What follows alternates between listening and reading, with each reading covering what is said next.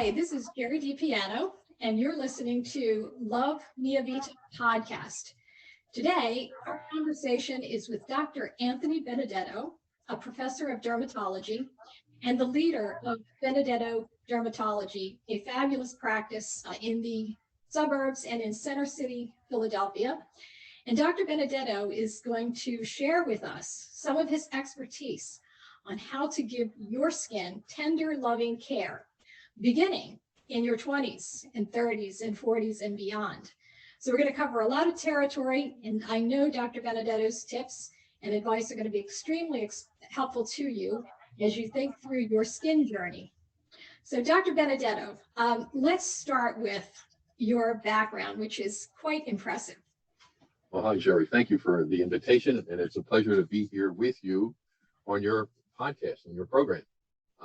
I am originally from Philadelphia, went to college at St. Joe's, then went to Philadelphia College of Osteopathic Medicine for medical school, then went off to Cleveland for a few years, did my internship residency at the Cleveland Clinic and my fellowship in Mohs surgery, which is a specialized surgical procedure for treating skin cancer. Then I returned to Philadelphia, started a practice, started 2 surgical centers, and started a fellowship in Mohs surgery. And I've been here since the late 70s, and I'm still fighting and going along with COVID and seeing patients. I'm a professor at University of Pennsylvania at the Perelman School of Medicine, and it's a pleasure to treat residents and interns and medical students and all kinds of students that come by here. So when you contacted me to discuss how women should take care of their skin, it was interesting for me to accept, and I would invite any of your questions, and let's see what we can come up with tonight. Thanks, Dr. Benedetto. You know, as I was thinking about my own skin journey, I was thinking about the advice my old Italian mother gave me. She said, never expose your skin to the sun. And thinking about the fact that my grandmother would carry an umbrella, parasol, around with her and or wear a very large hat. So she protected her skin. And I remember thinking that as I lay on a reflective mat, bathed in olive oil. Good news is, so far the skin has been in good shape. But when we think about our 20-year-old selves, let's talk about what 20-year-olds should be thinking about in terms of their skin and skin care. And then we can progress into some of the changes that happen in our 30s, 40s, 50s and beyond that, because what we do as young people does have an impact on what happens to us as we age. And you know better than I do because you've seen many, many, many cases. Yes. So I think the starting point should be, we all should be aware that our bodies, our skin are, they're reflective of our genetics. So there is a lot of things that people say to do, but those things are not, specific for each individual. And not everything that anyone says goes for everyone. So depending on your complexion, it sounds like your grandmother and mother or whatever were from Southern Italy, because you said you were Italian skin. And yes. So there's a lot of sun there. So they wanted to protect themselves from the sun. And that's the most important thing. I think that was the best advice your grandmother could have ever given you. It is the sun damage that will accumulate over the years as you continue to expose yourself. And exposing could be just going to the grocery store and not wearing any protective clothing, a hat, or sunscreen, and do that a million times before you're 40, and you'll have some sun damage. Now, if you're in your 20s and let's say in your 30s, and you know that you have this fair skin, and you start to see that you have freckles or blemishes, is it too early to go and have a skin check? What are the processes that one ought to be thinking about in order to be vigilant about changes in your skin? So we're skin cancer specialists. I practice with my brother, and we do surgery for skin cancer.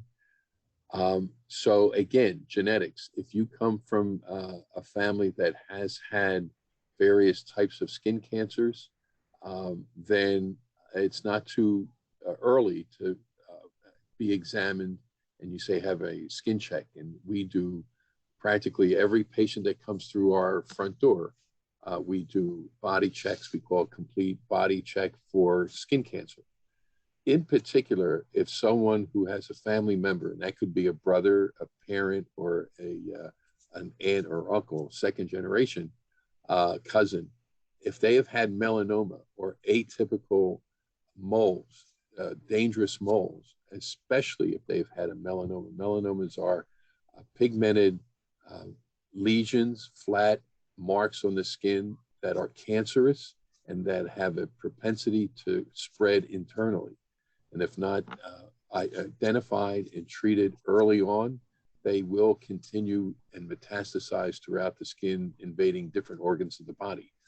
If you come from a family with that kind of background and history, it's never too early to have a complete body exam. And we have many patients whose mom or dad or close relative has had melanoma, and they know as siblings and children to come in and have their body examined.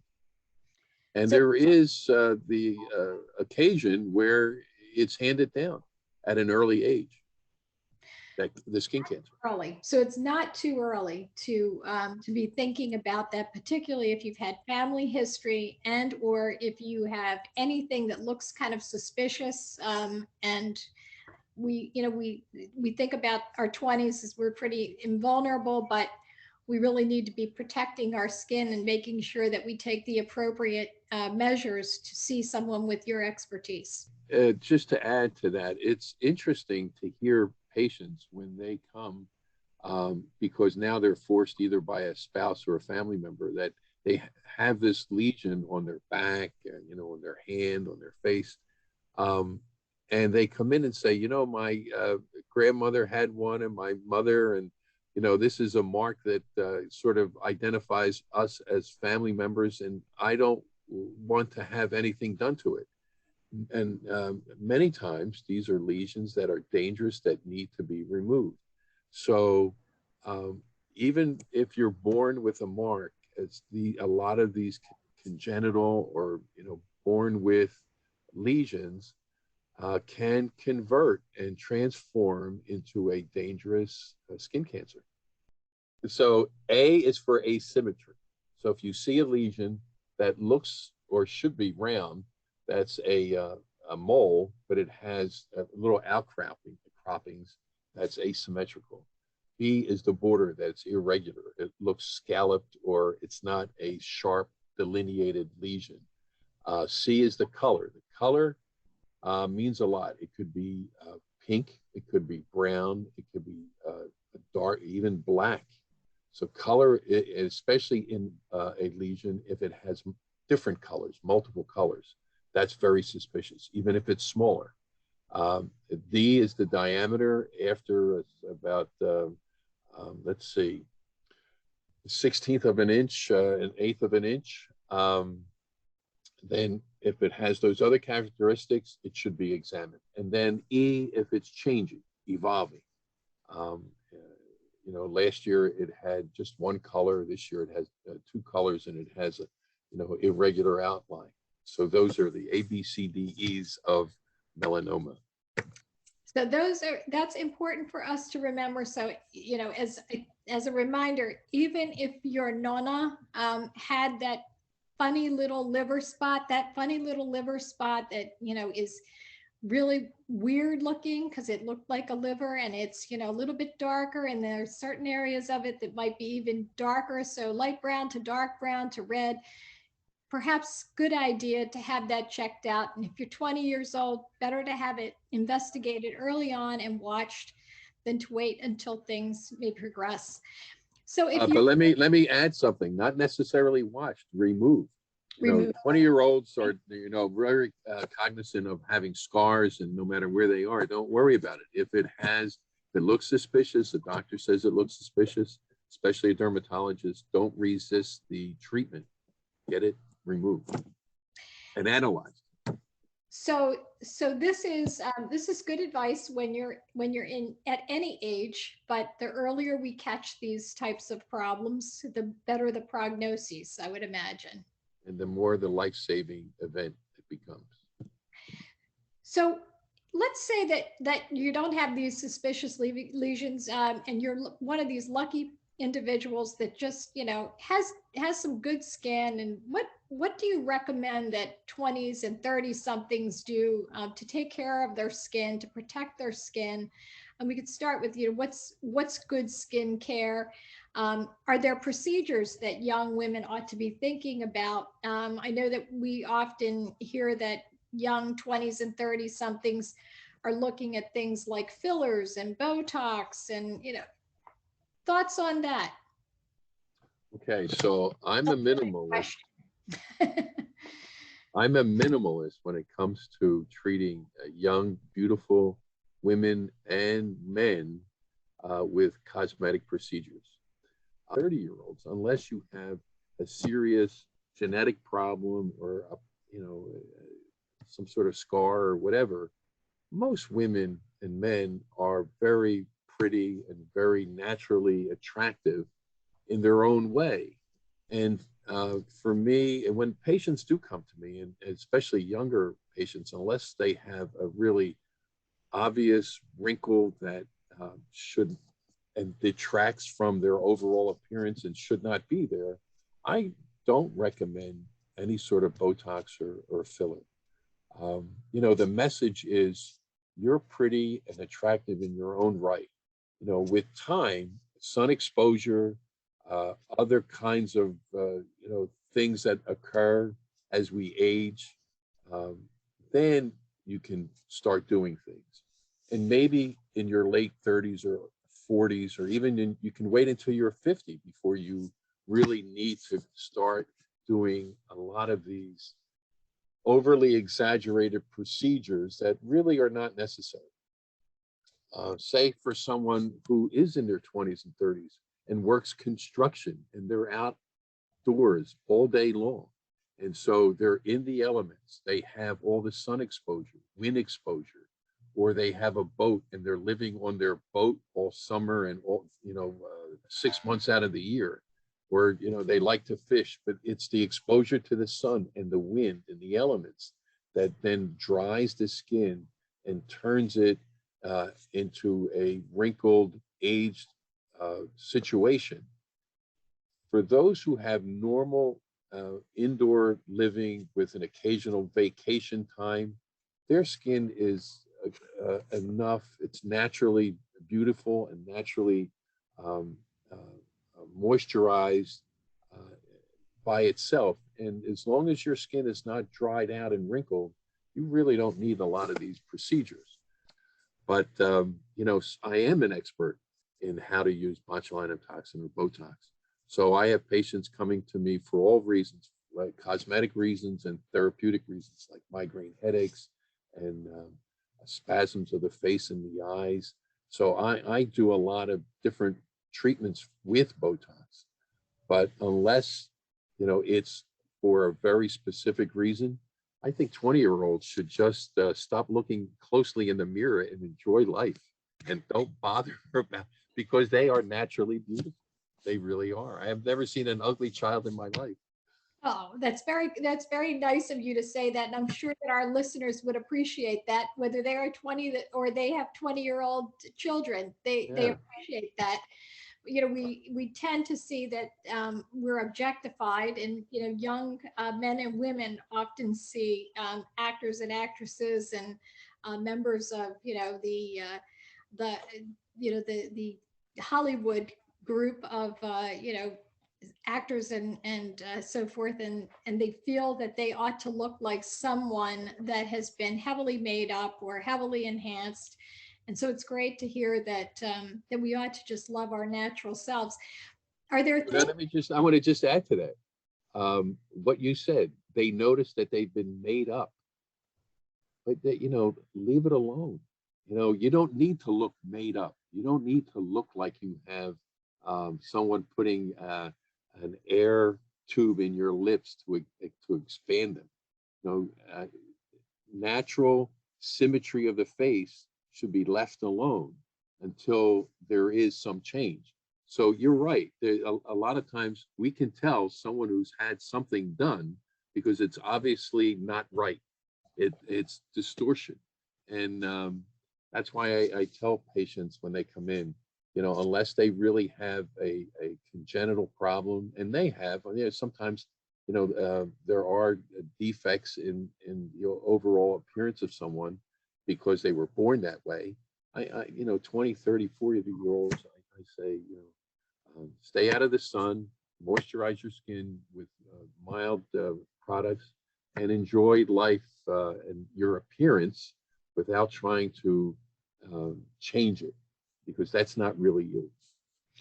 And when we think about how you care for your skin in terms of diet and nutrition, um, any advice for our listeners on, what we should be thinking about from the standpoint of diet and nutrition and hydration? So diet and nutrition is very important for the overall um, health of anyone. So fruits and vegetables, protein, careful of carbohydrates and sugars. You don't want to put yourself in a position to lead up to diabetes, excess sugar in the blood, especially if you have a family history of diabetes. As you age, or you don't even need to be older to develop diabetes. And there are many different reasons and ways people do develop diabetes. So control your sugar content, or candy and cakes and whatever, but fresh fruits and vegetables and protein anytime you have a meal is the best way to have a diet and eat. I'm trying to get another word for eating, but this is, you eat healthily, your body will remain healthy. Now, all that nutrition, does it come out onto the skin? Yes and no. If you have a diet that's deficient in certain vitamins, it will show up in the skin. If you have a diet that's deficient in certain minerals, it will eventually be portrayed on the skin. But a regular diet, so someone who just eats, say, trying to think, crackers and water. I mean, you're not getting, the green vegetables and all the minerals and amino acids and proteins that you need. You have to have a varied diet. You have a normal varied diet with fresh fruits and vegetables and protein, then your skin will reflect it. But to say, I'm going to eat a certain product and that's all I'm going to eat, it's not going to automatically embellish your skin and create a different appearance to your skin. And what about the notion that there, as you well know, there are numerous hair, skin, nails products that are out on the market that they're supplements. The reason they're called supplements is because they supplement what we eat on a regular basis, efficient in any of those areas that you mentioned, whether it's the fruits, the vegetables, if you're missing folates in your diet, for example.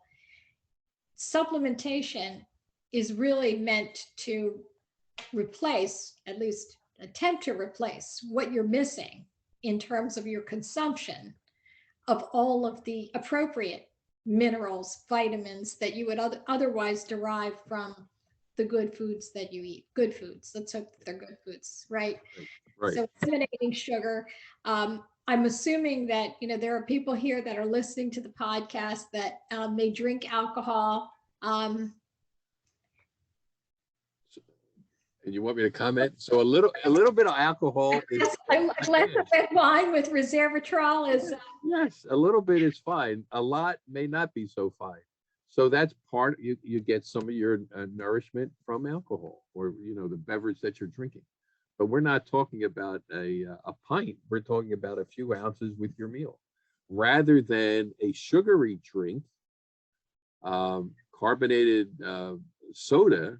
I think in reality, for an adult, 4 ounces of red wine or a white wine may be more nutritious than a glass of soda, carbonated soda. So again, in moderation, we know that there are some benefits to red wine consumption, even white wine consumption.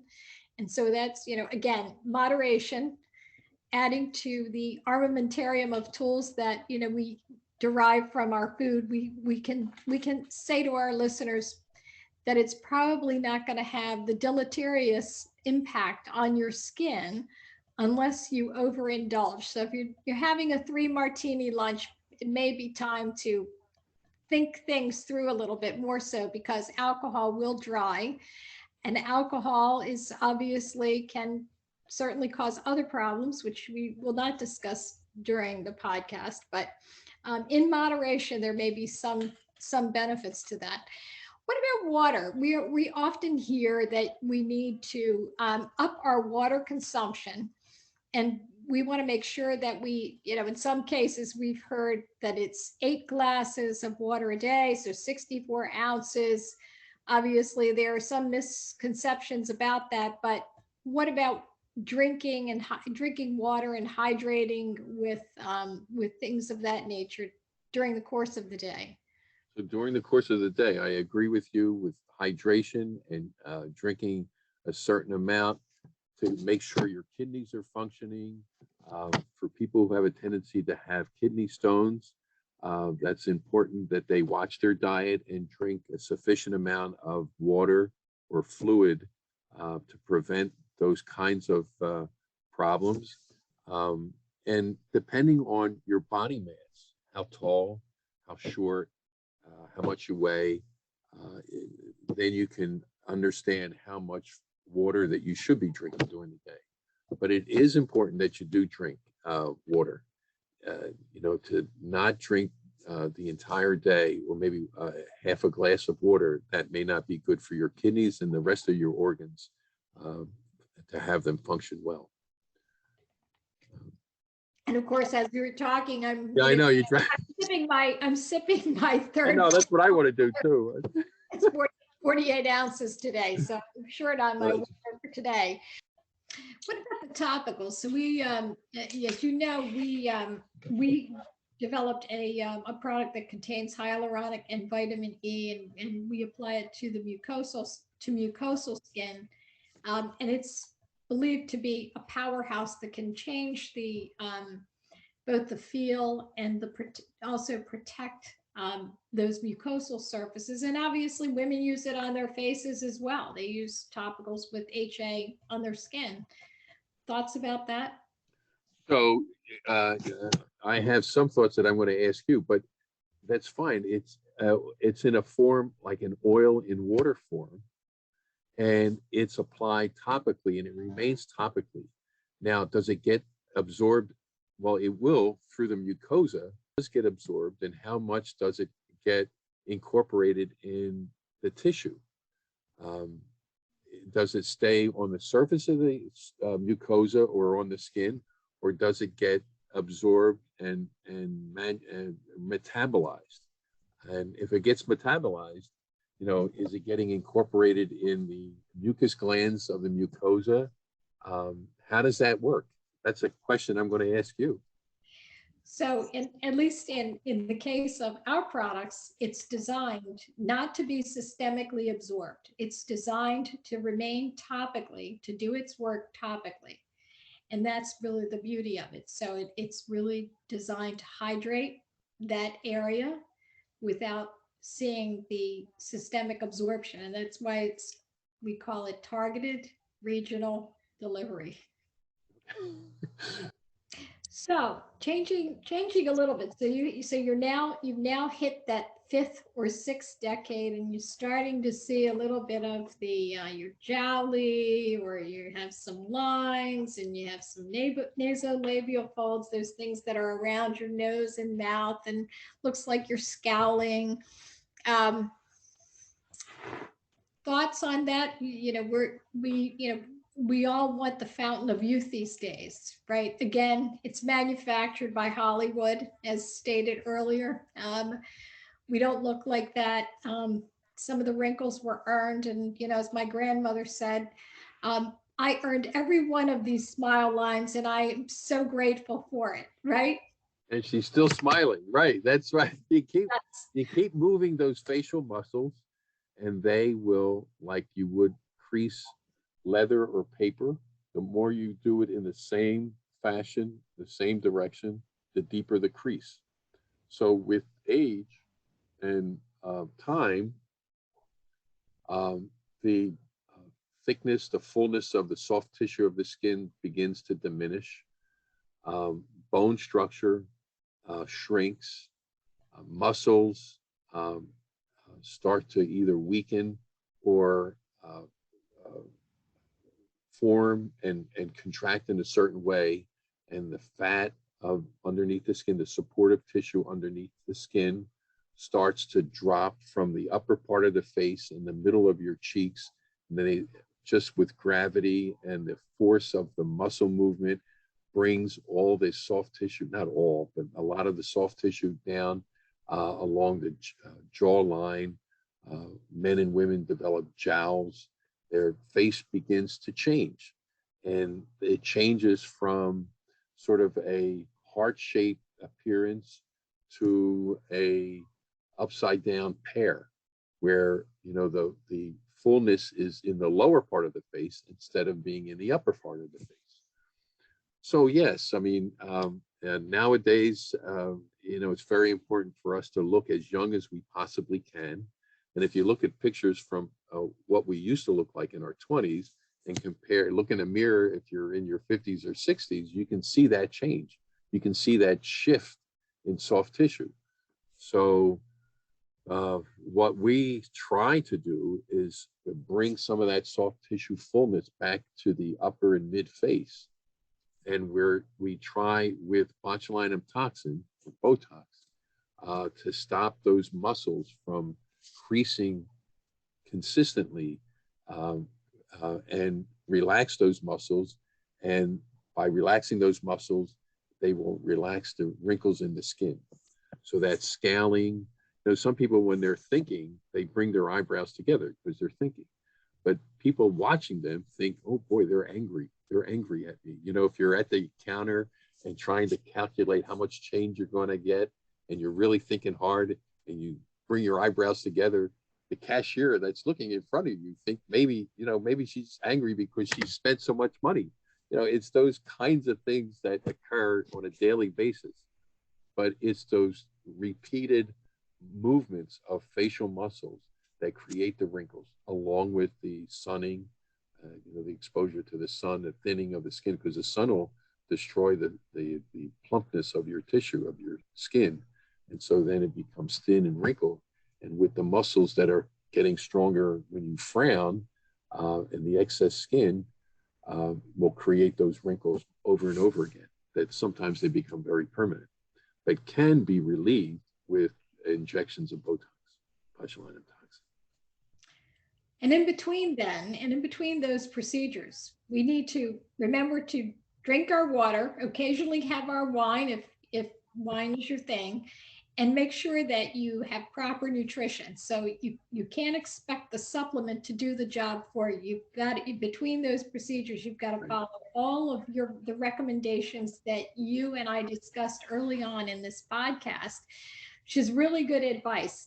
But if you're one of those listeners that has the scowl line, has the eyebrows that knit together, or you've spent most of your life smiling. Hopefully you were one of those persons that spent most of your life smiling. But if you have those lines around your mouth and your nose, be proud of them, but you might want to get rid of them too. And, there are opportunities to do that. And I think you just outlined what those are. Have you seen an increase in the number of procedures over the years that you've been practicing as a dermatologist? Oh yeah, absolutely.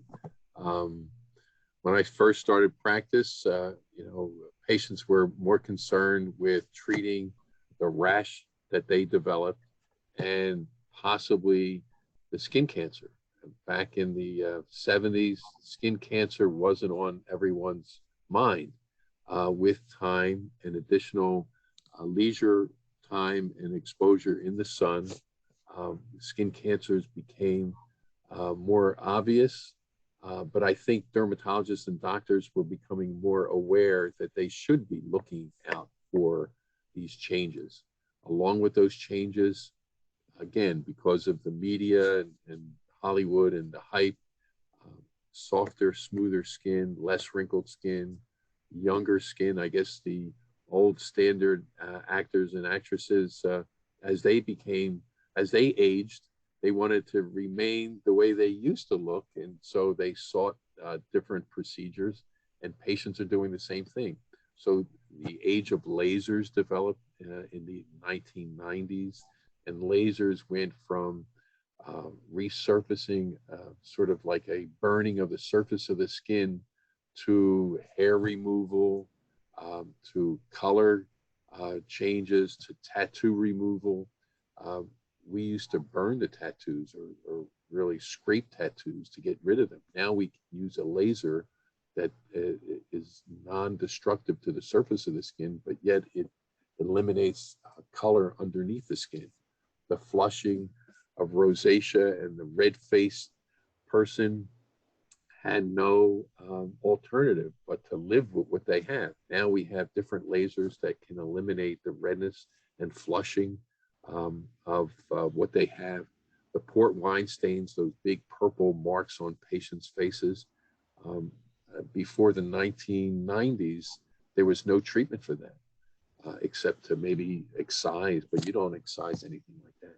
So yes, over the years, since the 1990s, I would say, the cosmetic angle or a cosmetic aspect of dermatology has grown exponentially with all the different lasers that we have. And it's really remarkable that now even treating muscles, body muscles, to make them nice and tight so you look muscular with different lasers, removing fat, freezing or heating up fat, the tissue around the body to reduce that excessiveness.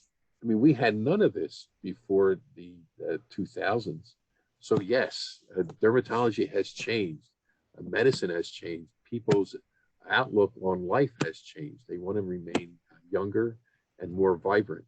And we have some of the tools to make that happen.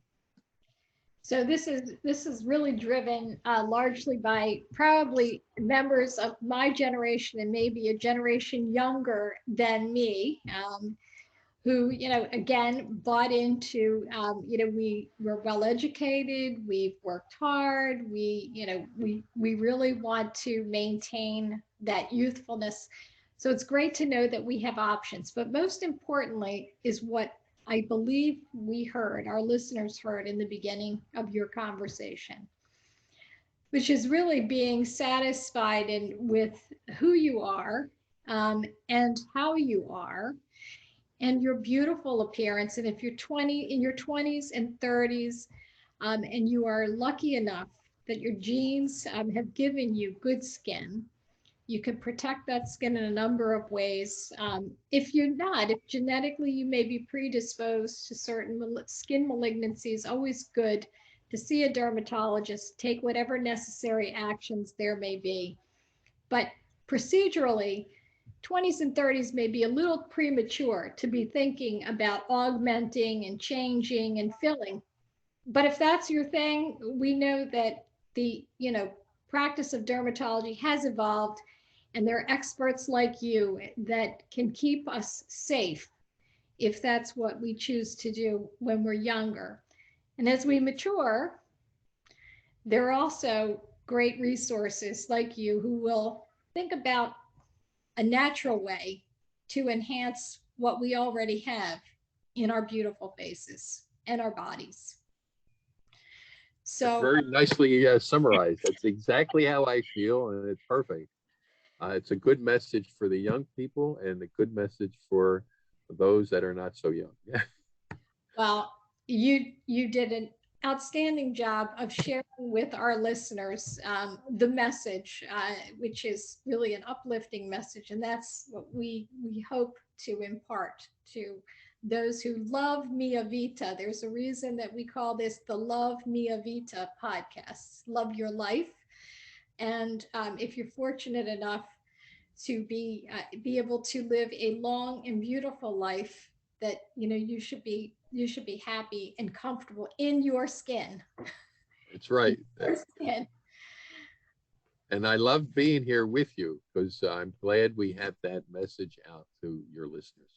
And thank you very much for the invitation. I really appreciate it. Thank you. Thank you so much, Dr. Benedetto.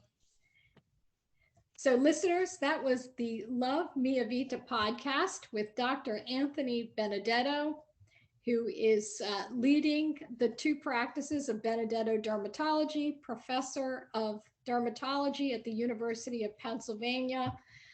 Dr. Benedetto, thank you once again. And we are so thrilled to have you as our guest, and we'll look forward to the next time. Yes. Thank you.